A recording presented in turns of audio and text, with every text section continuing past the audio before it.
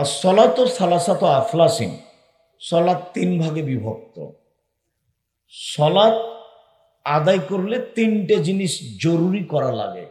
এক, আত্মহুর সলসুন, অজু হলো তিন ভাগের এক ভাগ, মানে অজু ঠিক হলে সলাতে যা নেকি হয় তার তিন ভাগের এক ভাগ পেয়ে গেলাম। দুই, রুকু সলসুন, রুকু হলো তিন ভাগের এক ভাগ, মানে সলাতে রুকুটা যদি ঠিকঠাক হয় তাহলে তিন ভাগের এক ভাগ নেকি পেয়ে গেলাম। ও সজুদ সলসুন, সিজদা হলো তিন ভাগের এক ভাগ, সিজদাটা যদি রাসূলের পদ্ধতিতে হয় তাহলে তিন ভাগের এক ভাগ পেয়ে গেলাম। আর তিনটাই যদি ঠিক না হয় এক নেকিও হবে না। যেই পরিমাণ কম হবে সেই পরিমাণ নেকি কম হবে। এখন আল্লাহ রাসূল বলছেন তার পরের বাক্যে, ফামানা দাহা বিহাক্কিহা, কেউ যদি ঠিক ঠিক নীতি অনুযায়ী সলাত আদায় করে, কবেলাত সলাত, তাহলে তার সলাত কবুল করা হবে। অকবেলা সায়ের আমলিহি, সব ইবাদত কবুল করা হবে। রুদ্দাত আলাইহি সলাত রুদ্দা আলাইহি সায়ের আমলিহি, আর যদি তার ইবাদত সলাত কবুল না করা হয়, ফেরত দেওয়া হয়, তাহলে সব ইবাদত ফেরত দেওয়া হবে। জীবনে যা করেছেন সবই বাতিল। সলাত এমন একটি ইবাদত যার উপরে নির্ভর করে অন্যান্য ইবাদত। মনে রাখতে হবে, মানুষের জীবনে সবচেয়ে জরুরি, ব্যতিক্রম, ভিন্ন ধরনের কাজ হলো ইবাদত, সলাত। মনে রাখবেন, জীবনে চারটা কাজ। এক, 5 ওয়াক্ত সলাত আদায় করা। 2, হালাল রুজি উপার্জন করা। 3, কোরআন মাজিদ তেলাওয়াত করা। 4, দুইজন বলে বসে আড্ডা না পিটা কোনো জায়গায়। এই যে আমরা এখানে কথা বলছি, আর ইতর শ্রেণীর নোংরা শ্রেণীর মানুষ এই যে টিভি চালাচ্ছে, 5 জন 7 জন বসে আছে, ল্যাংটা মেয়ে দেখছে, ঘন্টার ঘন্টা বসে আছে। ওকে জিজ্ঞাসা করো যে আপনি ভালো মানুষ না খারাপ মানুষ, ওই বলবো যে আমি খারাপ। ধরেন একটা মানুষের লজ্জাবোধ থাকলে 5 জন 7 জন মিলে ল্যাংটা মেয়েকে দেখে, বসে বসে আছে, গল্প করছে, দেখছে, দিন দিন ঘন্টার ঘন্টা কাটাচ্ছে। এগুলো পশু প্রাণী, গরু ছাগল, কুকুর শ্রীগাল। আল্লাহ তাআলা বলছেন, বুঝেও বুঝে না ওরা, অন্তর আছে বোঝে না, দেখেও দেখে না ওরা, চক্ষু আছে দেখে না, শোনেও শোনে না ওরা, কান আছে শোনে না। উলাইকা কালা আনাম, তারা পশু প্রাণীর মতো, তারা গরু ছাগলের মতো, তারা কুকুর শ্রীগালের মতো। বালু মাজাল বরং তার চেয়ে খারাপ, কুকুর শ্রীগালের চেয়ে খারাপ। ঘন্টার ঘন্টা বসে ল্যাংটা মেয়ে দেখে, নামাজ রোজা বাদ দিয়ে, আর মানুষের বদনাম করে, সে পশু প্রাণীর চেয়ে খারাপ, কুকুর শ্রেণীর চেয়ে খারাপ। হলো নিম্ন শ্রেণীর মানুষ, ইতর শ্রেণীর মানুষ। তার ভদ্রতা, নীতি, বৈশিষ্ট্য বলে কোনো জিনিসই নাই। আমরা তো 1 মিনিট 30 সেকেন্ড থাকতে পারবো না, 30 সেকেন্ড।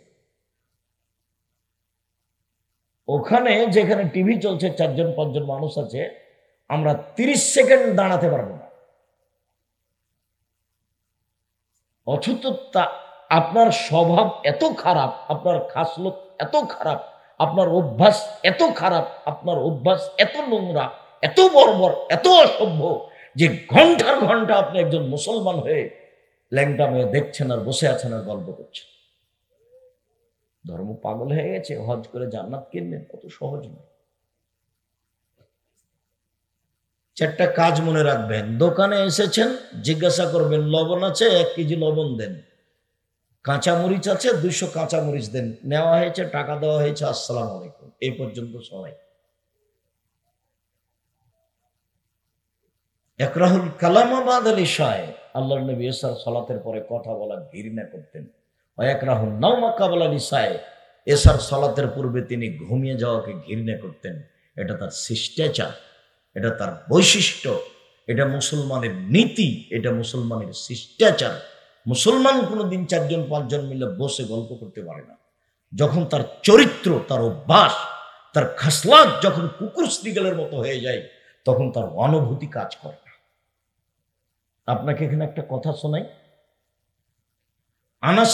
আনাস রাদিয়াল্লাহু, এই ছেলে, তোমরা মোবাইলে বক্তব্য নকল রেকর্ডিং করছো না অন্য কিছু দেখছো? রাসূল সাল্লাল্লাহু আলাইহি সাল্লাম বলছেন, লা ইয়াকুনান্না ফি হাযিহিল উম্মাহ, আমার এই উম্মাতে তিনটে বিপদ নেমে আসবে তিনটা কারণে। এক, ভূমিকম্প হবে। দুই, আকার আকৃতি পরিবর্তন হবে। সন্ধ্যায় থাকবে মানুষ আর সকালে হবে শোর, বানর। আমি বলিনি এই কথা, এই কথা মুহাম্মদ সাল্লাল্লাহু আলাইহি ওয়াসাল্লাম বলছেন। তিন, সমস্যা নেমে আসবে, বিপদ, ঝামেলা, মারামারি, হইচই। তিনটা বিপদ আসবে। এক, ভূমিকম্প। দুই, আকার আকৃতি পরিবর্তন, একবারে হুবাহু শুকুর সোর হয়ে যাবে সকালে মানুষ। আমি এ কথা বলিনি, এই কথা মুহাম্মদ সাল্লাল্লাহু আলাইহি ওয়াসাল্লাম বলছেন যে সকালে ওরা সোর হয়ে যাবে, বানর হয়ে যাবে। তিন, সমস্যা, ঝামেলা নেমে আসবে, বিপদ নেমে আসবে। পাপ তিনটা কি? এক, এটা সারেবুল খমরা, যখন মানুষ মদ খাবে, বিড়ি, তামাক, জর্দা, সিগারেট, গুল, নেশাদার দ্রব্য যখন খাবে, তখন এই তিনটা বিপদ নেমে আসবে। দুই, জাহরাতুল কায়নাত, মেয়েরা যখন নাচবে, সব দোকানে মেয়ে নাচে, প্রায় সব মোবাইলে মেয়ে নাচে, প্রায় সব বাড়িতে মেয়ে নাচে। সেই দিন কখন চলে আসবে আপনার অজান্তেই, আপনি টেরও পাবেন না যে সকালে দেখবে আপনাকে মানুষ, আপনি সোর হয়ে গেছে। তো হবেই, আল্লাহ রাসূলের মুখের কথা। মেয়েরা যখন নাচবে, সব মোবাইলে মেয়ে নাচে, প্রায় সব দোকানে মেয়ে নাচে, প্রায় সব বাড়িতে মেয়ে নাচে। তিন, যারা মোবিল মাযেব, যখন বাদ্যযন্ত্র প্রকাশ পাবে, সব মোবাইলে বাজনা বাজে, প্রায় সব দোকানেই বাজনা বাজে, প্রায় সব বাড়িতেই বাজনা বাজে, তখন তিনটা বিপদ নেমে আসবে। এক, ভূমিকম্প হবে। দুই, মানুষ সোর হয়ে যাবে, সন্ধ্যায় থাকবে মানুষ, সকালে হবে সোর, বানর। এখানে একটা কথা বলে আমরা সামনে চলে যাই। আবার মানুষ সোর হবে এই কথা আল্লাহ নবী বললেন কেন?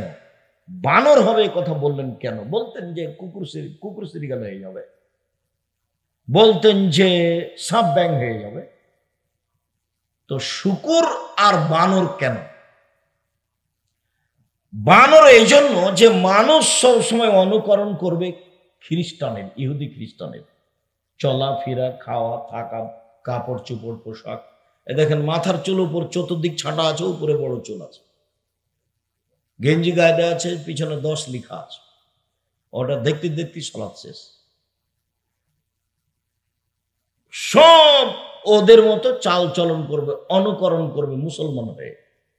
মেয়ে, আপনার মেয়ে, আপনি হজ করেছেন, মেয়ে মাস্টার ডিগ্রি পাস করেছে, স্কিন পায়জামা পরে আছে, অঙ্গ প্রত্যঙ্গ সব দেখা যাচ্ছে। ইহুদি খ্রিস্টানদের সাথে আমার উম্মত মিশে যাবে। মিশে যাওয়াটাকে তিনি এইভাবে বললেন যে ডান হাতের বিঘত যেমন বাম হাতের সমান সমান সমান, আমার উম্মত ইহুদি খ্রিস্টানের সাথে নিয়মে, চলাফেরাতে, পোশাক আশাকে, খাওয়াতে, থাকাতে, খাতা কলমে মিশে যাবে সমান সমান। আবার বললেন ডান পায়ের জুতা যেমন বাম পায়ের সমান, হাজওয়ার নাল বিনাল, এই দুটা যেমন সমান সমান, আমার উম্মত ইহুদি খ্রিস্টানদের সাথে মিশে যাবে তেমন সমান সমান। এই কথা বলে এবার তিনি ভাষাগত নিচে নামতে লাগলেন। নামতে নামতে বলছেন, পৃথিবীর মানুষ শুনে রেখো, ইহুদি খ্রিস্টান যদি মায়ের সাথে জেনা করে থাকে, আমার উম্মতও মায়ের সাথে জেনা করবে। রাসূলের মুখের ভাষা নকল করছি। সবসময় তাদের কর্ম, গতি, নীতি সব পছন্দ করবে। আল্লাহ রাসূল বলছেন, আমার জীবনে আফসোস, এক, আইম্মাতাম মুজিল্লিন, ভ্রান্ত হুজুর, হুজুর ধর্ম বিচা খাবে, এটা আমার জীবনে বড় ভয়, আশঙ্কা। কোরআন মাজিদ খুলে বলছে, দেখেন আল্লাহ ভোট দিতে বলছে, কোরআন মাজিদ খুলে দেখছে যে দেখেন আল্লাহ দিতে বলছে, মিলাদ করতে বলছে। এক নম্বর ভয় আমার জীবনে, আমার উম্মতের উপরে, যে মাওলানারা ধর্ম বিচার খাবে, এটা আমার এক নম্বর ভয়। আরেকটা কথা মনে রাখবেন, জাহান্নাম কিন্তু উদ্বোধন হবে হুজুর দিয়ে। জাহান্নাম উদ্বোধন হবে কাকে দিয়ে? হুজুরকে দিই। 2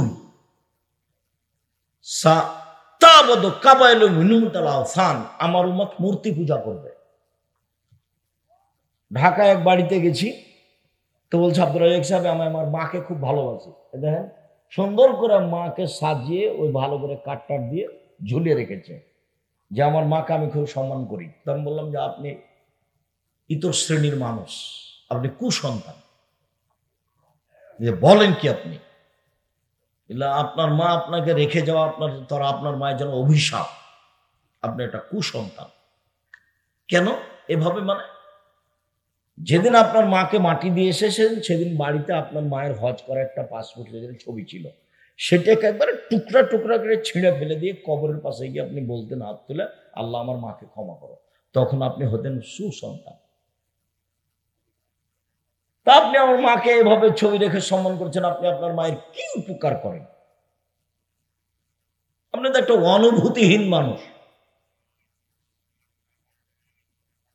আপনার বোধগম্যই নাই। ধর্ম তো বহু দূরের কথা।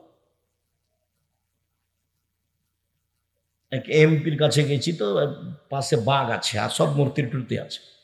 কারণ কি কাজে যেন গেছিলাম, তো বলছি ভাইজান এগুলো একটু নামাতে হবে, সরাতে হবে। তো বলছে আর আমি খাঁটি আহলে হাদিস। বলে মূর্তি পাশে রেখে আপনি খাঁটি আহলে হাদিস? তো যাক, মনে কিছু নিয়েন না, আমি যাই। আপনি না নামাইলে আমি এখানে বসতে পারি না। আচ্ছা আচ্ছা, ঠিক আছে ঠিক আছে, বসেন, সব নামিয়ে দিচ্ছি। কোনোদিন কোথাও নত স্বীকার করা লাগেনি, আলহামদুলিল্লাহ। এইভাবে আল্লাহ রেখে দিয়েছেন। 90 সাল থেকে আছি মাঠে। ধর্মের ব্যাপারে জাতির কাছে কোনোদিন নত হওয়া লাগেনি, কারো পিছে পড়া লাগে না, আলহামদুলিল্লাহ। বলছিলাম মানুষ বানর হবে কেন, মানুষ শোর হবে কেন? মুসলমান যেদিন ইহুদি খ্রিস্টানের অনুকরণ করবে, ওই হাদিসের দ্বিতীয়টাতে তিনি বললেন আমার উম্মত মূর্তি পূজা করবে, আর তৃতীয়টাতে বললেন সাত্তালতাহিকু কাবায়রু মিন উম্মতি বিল মুশরিকিন, আমার উম্মত হিন্দুদের সাথে মিশে যাবে। আগে তো বাজনা বাজতো কাদের বিবাহে? হিন্দুদের। দড়িয়ে সব ছেলেরা যেত হিন্দুদের বিবাহে বাজনা বাজছে সেটা দেখতে, আর যত সব মূর্তি। তো আমার উম্মত হিন্দুদের সাথে মিশে যাবে। যখন তিনি দুঃখ করে কথা বললেন, তখন তিনি 3টা কথা বললেন আফসোস করে। আমার আশঙ্কা, 1, হুজুর ধর্ম বিচার খাবে, ভ্রান্ত হুজুর হবে, ভ্রান্ত। 2, আমার উম্মত মূর্তি পূজা করবে। 3, আমার উম্মত হিন্দুদের সাথে মিশে যাবে।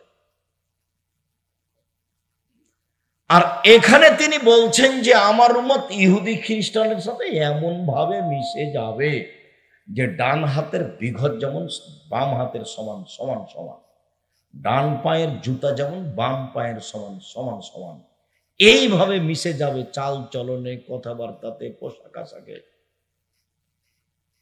আপনার মেয়ে মানুষ পুরুষের পোশাক পরে আছে, মাথার সামনের দিক চুল ছোট করে আছে, আর আপনার কর্মতে একটা আমি ঠিক দেখি না। আপনি একটা আপনার ছোট মেয়ের ছেলের জন্য পেশাব পায়খানার একটা পট কিনেছেন, সেটা ঘোড়া। আপনি একটা প্লেট কিনেছেন, সেটাতে চিংড়ি মাছ। আপনি একটা আয়না কিনেছেন, সেটা হলো রুই মাছ। আপনি একটা তরকারির বাটি কিনেছেন, সেটা কাতল মাছ। আপনি ছেলে মেয়ের জন্য পোশাক কিনেছেন, তাতে কার্টন আছে। তো আপনার কোনটা অংশ ভালো? সকালবেলা তো উঠে আপনার ছেলে মেয়ে ঠাকুরের গান গায়। ঠাকুর, বাংলাদেশে মুসলমানের সবচেয়ে বড় শত্রু হলো রবীন্দ্রনাথ ঠাকুর। ঢাকা বিশ্ববিদ্যালয়ের শত্রু হলো রবীন্দ্রনাথ ঠাকুর। মুসলমানের শত্রু হলো রবীন্দ্রনাথ ঠাকুর। ইংরেজদের হাতে যেদিন আমরা জেলে হাজতে বিভিন্ন জায়গাতে নির্যাতিত, তখন ঠাকুর লন্ডনে আনন্দ করে।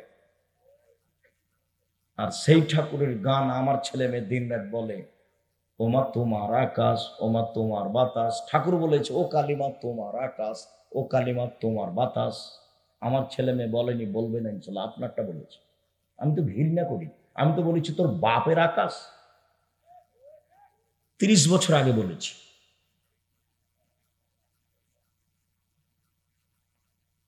আমার উম্মত হিন্দুদের সাথে মিশে যাবে। যতবার আপনার ছেলে বলছে ওমা তোমার আকাশ, ওমা তোমার বাতাস, ততবার আপনার ছেলে মেয়ে কার আকাশ বলছে? কালিমার। ও কালিমা তোমার আকাশ, ও কালিমা তোমার বাতাস। ঠাকুর কাকে বললো ও মা তোমার আকাশ তোমার বাতাস? আল্লাহকে কি ঠাকুর বলছে মা? ঠাকুর কি আল্লাহকে মা বলবে? ঠাকুর অত বোকা? ঠাকুর হচ্ছে মুসলমানের জানি শত্রু, ঠাকুর মুসলমানের মানি শত্রু। ঠাকুর হচ্ছে ইংরেজদের 1 নাম্বার দালাল, ভারত বাংলাদেশ পাকিস্তান 3 দেশ মিলে। আমার উম্মত মিশে যাবে হিন্দুদের সাথে, ডান হাতের বিঘত যেমন বাম হাতের সমান। আমার উম্মত মিশে যাবে হিন্দু ইহুদি খ্রিস্টানদের সাথে, ডান পায়ের জুতা যেমন বাম পায়ের সমান। আল্লাহ নবী কেন বললেন যে আমার উম্মত সকালে থাকবে সন্ধ্যা থাকবে মানুষ, সকালে হবে সোর? সোর কেন হবে? সবচেয়ে অনুভূতিহীন পৃথিবীতে প্রাণী হলো শুকুর, সোর। অনুভূতি বলে কোনো জিনিস নাই। গরুর অনুভূতি আছে। এখানে গরু জবাই করেছেন একটা আজকে, আর একটা গরু কালকে এখানে নিয়ে আসতে পারবেন না, আসতে চাইবে না, ওর অনুভূতি কাজ করে। এখানে গোবর আছে, ঘাসটা উঁচু হয়ে আছে, এই ঘাস গরু খাবে না, অথচ তার নাম গরু।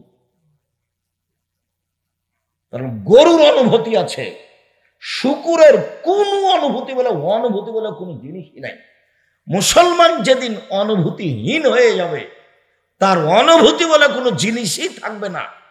প্যান্টটা টাকনোর নিচে থাকা তার কাছে কোনো ব্যাপারই নয়, দাড়ি চাঁচা তার কাছে কোনো ব্যাপারই নয়, মোবাইলে ল্যাংটা মেয়ে দেখা তার কাছে কোনো ব্যাপারই নয়, দিন রাত গান বাজনা তার কাছে কোনো সমস্যাই নয়।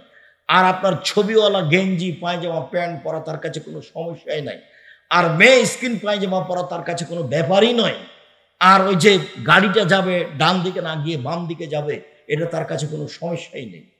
সারা বাড়িটা মা বাপ বেটি ভাই বোন 14 গোষ্ঠী পশু প্রাণী গরু ছাগলের মতো হয়ে আছে, কুকুর শ্রীগেলের মতো হয়ে আছে। যে মানুষ সেটা তার এটাই জানে না, ওই যে মানুষ কাকে বলে।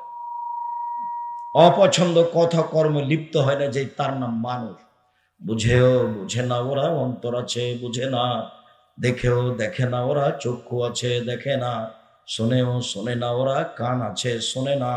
উলাইকা কালা আনাম, তারা পশু প্রাণীর মতো, তারা গরু ছাগলের মতো, তারা কুকুর শ্রীগেলের মতো, বালু মাজাল বরং তার চেয়ে খান। খ্রিস্টান আব্রাহাম লিঙ্কনের পদ্ধতিতে মানুষ কোরআন হাদিস জাতির সামনে বাস্তবায়ন করতে চায়। অবাক কথা।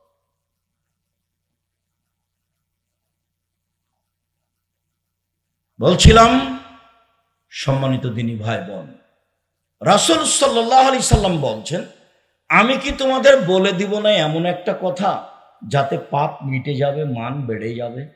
আমি কি তোমাদের এমন একটা কথা বলে দিব না যাতে পাপ মিটে যাবে, মান বেড়ে যাবে? তো সাহাবীগণ বলেন, বলা হ্যাঁ বলেন, সেটা কি? যাতে পাপ মিটে যাবে, মান। এই ছেলে বছর ঠান্ডায় বসে থাকো, আমাকে কাজ দেখাচ্ছ? বিরক্ত হয়ে গেলে? আমি রাজশাহী থেকে এসে কষ্ট করে এসেছি, আমি বিরক্ত হলাম না, তুমি বিরক্ত হয়ে গেলে? কি দেখাইছো আমাকে? তোমার শিষ্টাচার কেন এত দুর্বল?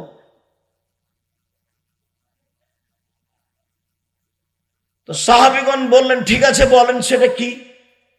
তখন আল্লাহ রাসূল বললেন, ইসবাগুল ওযু, সুন্দর করে ওযু করলে পাপ মিটে যাবে, মান বেড়ে যাবে। 2, কাসরাতুল খুতাইল আল মাসাজিদ, একটু পায়ে বেশি হেঁটে মসজিদে গেলে পাপ মিটে যাবে, মান বেড়ে যাবে।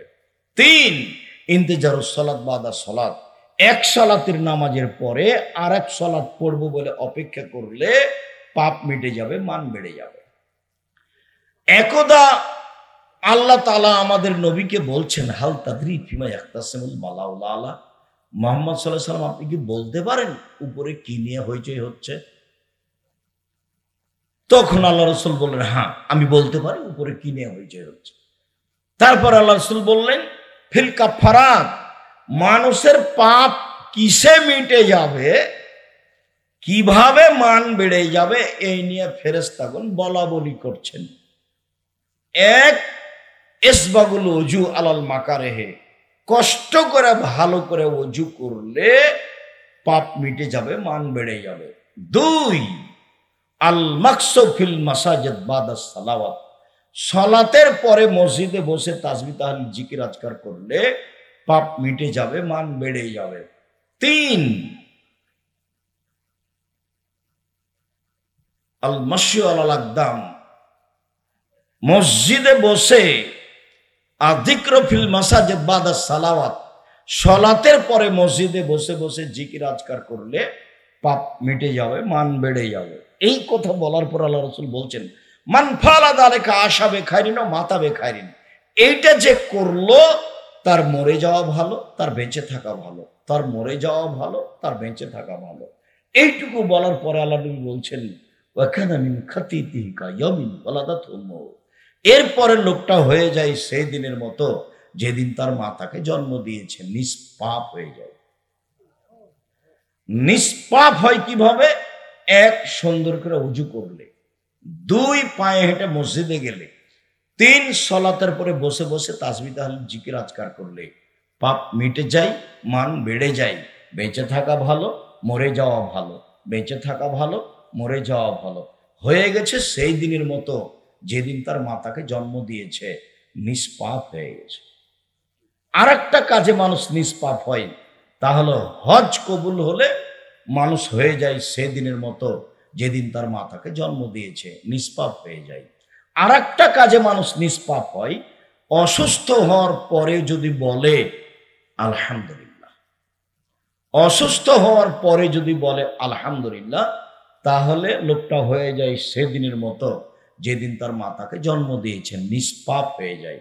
আল্লাহ নবী বলছেন, বুখারী মুসলিমের হাদিস, কামার কর্মকারের ভাটিতে হাপরে লোহা স্বর্ণ চাঁদি দিলে, ভাটিতে দিলে যখন লাল হয়ে যায়, তখন লোহা স্বর্ণ চাঁদির গায়ে যে ময়লা আছে, ওই ময়লাটা যেমন ঝরতে থাকে, মানুষের গায়ে জ্বর হলে মানুষের পাপ সেভাবে ঝরতে থাকে। বুখারী মুসলিমের হাদিস। এখন তো মানুষের মাথা ব্যথা হলে সিঙ্গাপুর, ফকির যদি ভিক্ষা চায় তাহলে মাফ করো। ধৈর্যের তো আর কোনো হিসাব নেই। অসুস্থ অসুখ বিসুখ হয়, মানুষকে আল্লাহ জান্নাতে ভালো জায়গা দিতে চাচ্ছেন, তো ইবাদতে পৌঁছিতে পারছে না, তখন আল্লাহ তাকে অসুখ বিসুখ দিয়ে আল্লাহ ওখানে পৌঁছে দেন। বেশি যদি দুরারোগ্য রোগ হয় তাহলে মানুষ বলে যে এই লোক খারাপ, সেই জন্য এরকম রোগ হয়ে আছে। মানুষ তো মানুষের মতো বলে, মানুষকে আর বিবেচনা করে? মানুষ তো পশু প্রাণীর মতো দিন কাটাচ্ছে, খায় হাগে আর দিন কাটায়। এই তো মানুষ, বিবেচনার কয়জন করে? আল্লাহ কোরআন মাজিদে বারবার বলছেন, ওরা বিবেক চর্চা করে না, ওরা বিবেচনা করে না, ওরা আকলকে কাজে লাগায় না।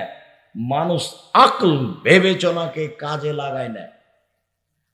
বিবেচনাকে কাজে লাগাইলে ওই টিভির সামনে ঘন্টার ঘন্টা এভাবে 5 জন 10 জন 20 জন বসে থাকতে পারে? গরু ছাগলও থাকবে না ওইভাবে। 4টে জিনিস মনে রাখেন: 1, 5 ওয়াক্ত সালাত, 2, হালাল রুজি, 3, কোরআন তেলাওয়াত। প্রত্যেক দিন অন্তত সূরা ইখলাস 3 বার পড়ে আল্লাহকে বলবেন, এই যে কোরআন মাজিদ পড়লাম। 4, আড্ডা পিটা নিষেধ, চিরদিনের জন্য আড্ডা বসে আছে সেখানে বসবেন না। কথা থাকলে দাঁড়িয়ে কথা বলে চলে যাবেন, ওখানে বসাই নিষেধ। আড্ডা পিটা চিরদিনের জন্য হারাম।